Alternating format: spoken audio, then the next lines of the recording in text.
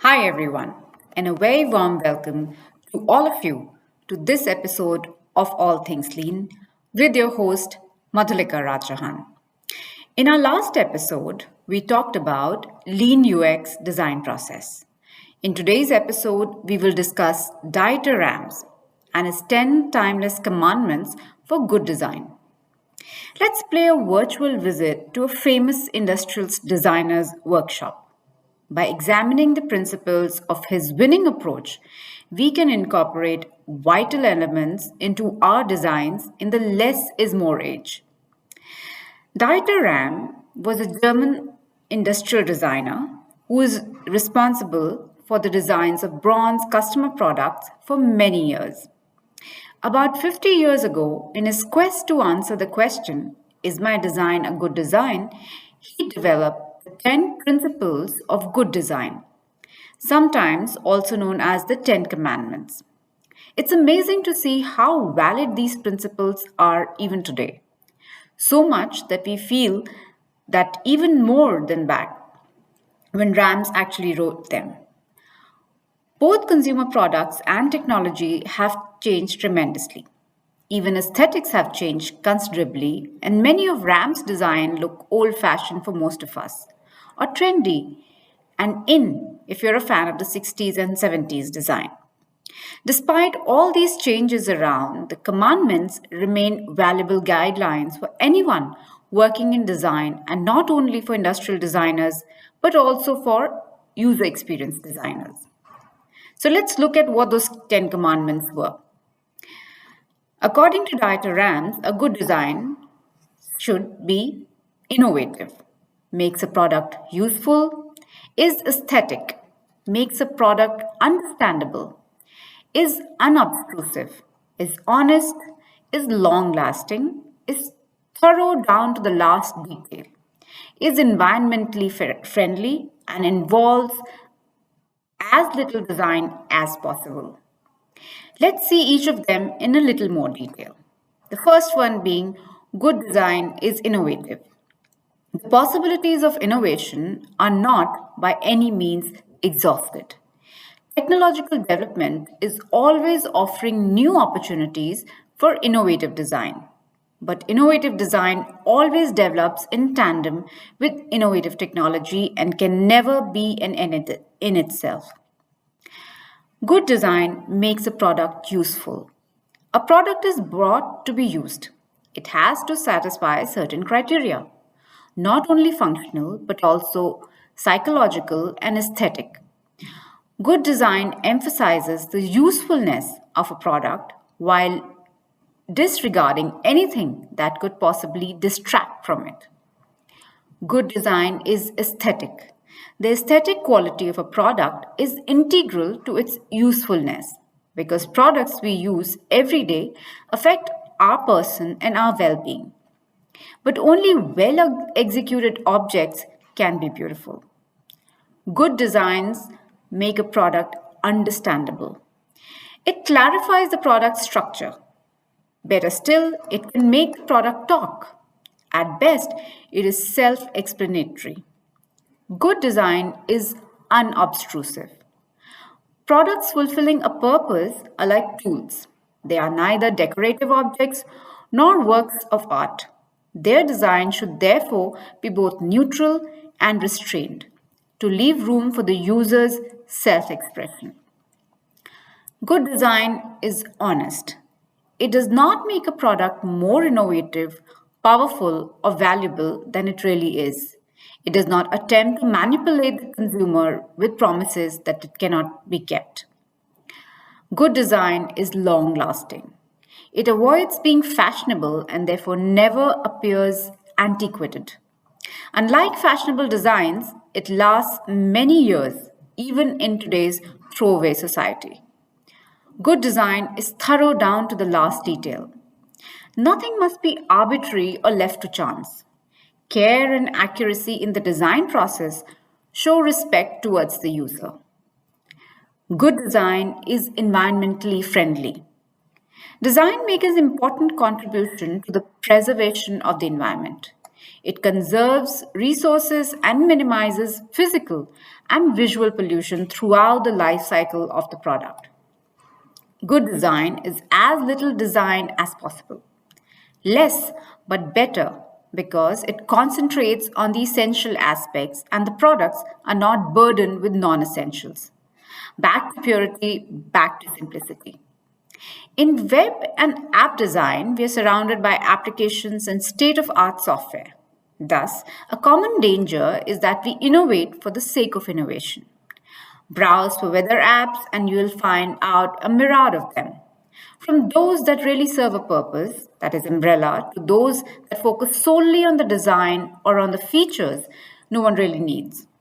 We should think about our must have items here and be careful about introducing delighters unless we are sure that they are both innovative and serve a purpose for our users. Even when designing digital interfaces, we can bring RAM's commandments on board and make our web designs useful by making them easier to interact with to the point that the user delights in it. This is user enjoyment through user enablement. Our design should always show the user what its function is so that there's never a gap between what the user perceives the design's capabilities are and what they truly are. Designing the view to guide our users towards the needed interactions.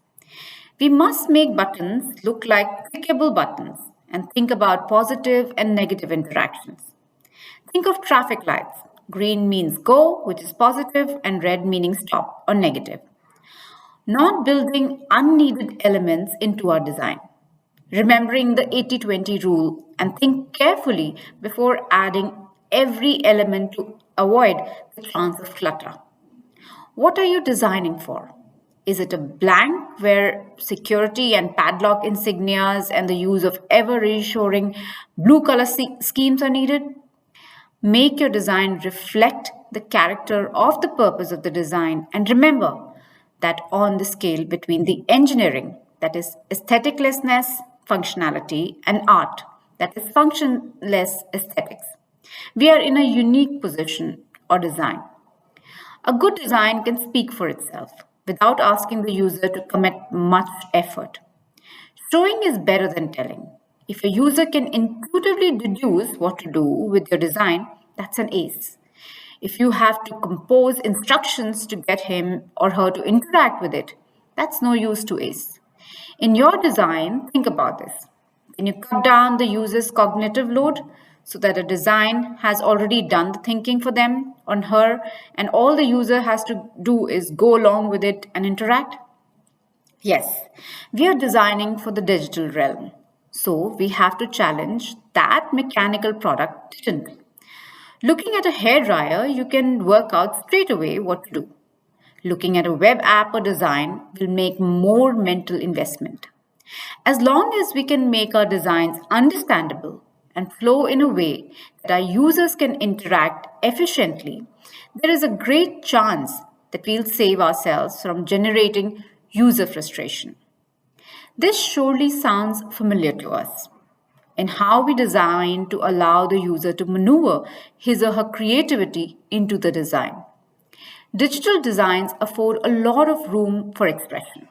Because of this, we have to design with an appropriate structure. Take Facebook and MySpace. The former has grown into a tableau where we forget the form and focus on the content that we are saying about our lives. MySpace didn't have that miracle structure. We designers can get trapped sometimes. Digital design is an abstract tableau, and we know that we often have a job to make concepts easier for our user. For example, the advantage point of applying stereomorphism can lead to a long mental model for the user, one that might prevent his or her from error recovery or to become a more advanced user. Thus, we should always consider all sides of the coin and choose the option that is best for the user. We should be especially careful to keep our designs from being put out in the old hat pile. The first way to avoid this is to ensure that your product or service serves a purpose. as we have seen with the previous principles. Besides, you can also try to foolproof your designs by keeping them adaptable. Don't hem yourself with assumptions about new ways forward. Keep a neutral aesthetic feel to your design.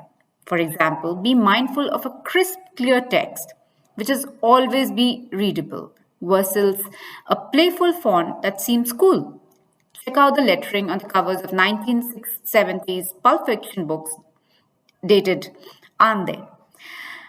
The web is a living medium. Updates happen all the time. So, the easier it is to maintain your design, the more likely it will survive on new devices. This means getting back to basics and keeping an eye on the nuts and bolts of the design. Yes, we mean brushing up your HTML to get ready for what the future throws at us all. This is crucial for us in web and app design. Every detail must pull its weight on the journey to reaching the best UX. So think out every detail. Nothing can appear as an afterthought, including that forget password screen. Error alerts are another area to watch for. When do you customize a design to go an extra mile to reassure the user? During loading, is your page showing a spinning hourglass, a message, a neat animation, or did you leave it as all sterile and white and leaving users wondering? Watching carbon footprint is relevant to designing. It may sound comical, but the clicks users take and the amount of time they spend on electronic devices add up.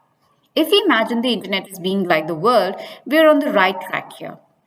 Think how you can design with impact and not fill up the internet with unnecessary pages. That sacred minimalism is of less is more comes through to another dimension in that note. Ram's signature statement might be less but better.